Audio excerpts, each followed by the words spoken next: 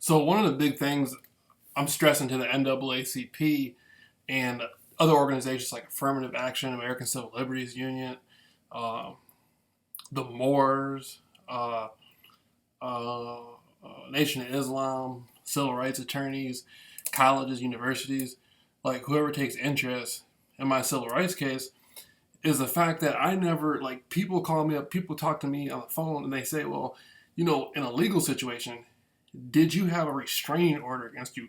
No. I never had, nobody ever filed any restraining order against me for anything. I didn't even know who the woman was. The only time I ever saw the woman was at the jury trial. And they say, well, who's this guy from England?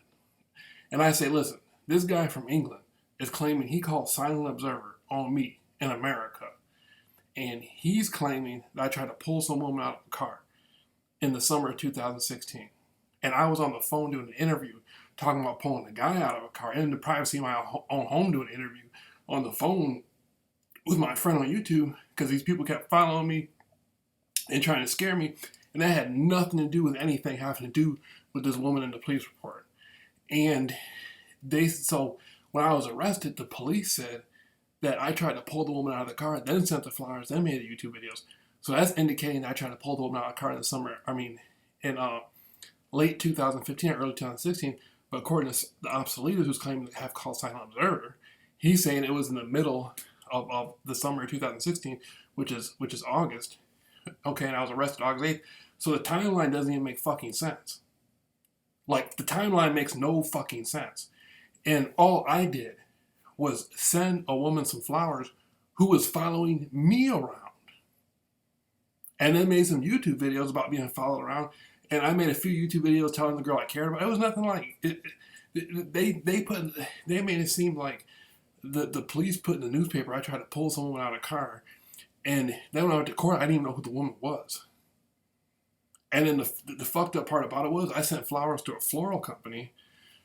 Then in the newspaper, they're saying I put flowers in a younger female's yard. And I was never in anybody's yard. I was never even accused of it in the police report.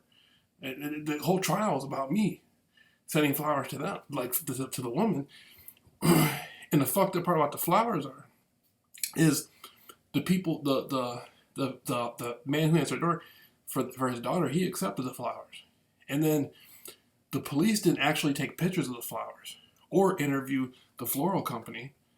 They just got the mother went into the courtroom and showed pictures she had taken, which is a parallel, which when it comes to evidence, this is actually false evidence. It's a parallel connotation on the evidence because they took pictures of the evidence. The police didn't take pictures. So this whole case is like insane. And I was at an NAACP meeting and I'm explaining this and they're saying, so wait a minute, this guy from the United Kingdom called you for, contact you for some interviews? And then he's on there doing unwanted contact with you, disrespecting you, and you're being called niggers and all this stuff. Then the woman in the courtroom you don't even know, and she's saying you tried to pull her out of a car, and she never even lived in the neighborhood. According to the police report, she lived in Roosevelt Park. So it's like this is like some ultimate racist stuff. When I've been living in the neighborhood longer than any of these people, like none of these people that moved, they don't even know where they're at. I mean, they own their house and they live in their house, but I have been here for years. And these people, like, the people came in the courtroom and said they didn't even know who I was before the police came to their house, which is a lie. I had talked to the family members way before this, even before all this stuff. And then they said that they had never followed me around, which is a lie. And everybody in the neighborhood involved in the neighborhood watch group. So there's like disinformation campaigns going on where these people the people involved with contract stalking me, which is a lot of people around Muskegon, they don't want people to know what happened in that courtroom.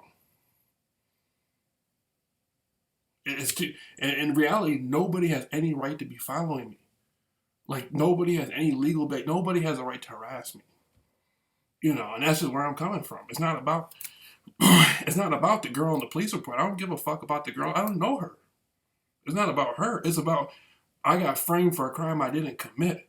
And these people committed perjury and put me in the newspaper and ruined my image. And some faggot in England just jumps on the internet talking about Jamel, Jamel.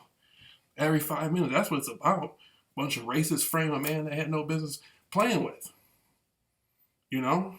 So I was over here minding my own business, researching in the 60s and 70s. Next thing I know, people start calling me on the phone, calling me niggers, and emailing me, telling me they're going to kill me, and paid some big fat motherfucker that looked like Jordan Maxwell to drive around and all this shit. And people started, people banged on the door talking about Jordan Maxwell said, don't leave your house. They had a pizza delivery man come to my house and bang on the door talking about Jordan, and Jordan Maxwell didn't even have anything to do with it. It was the white racist living right here in the neighborhood.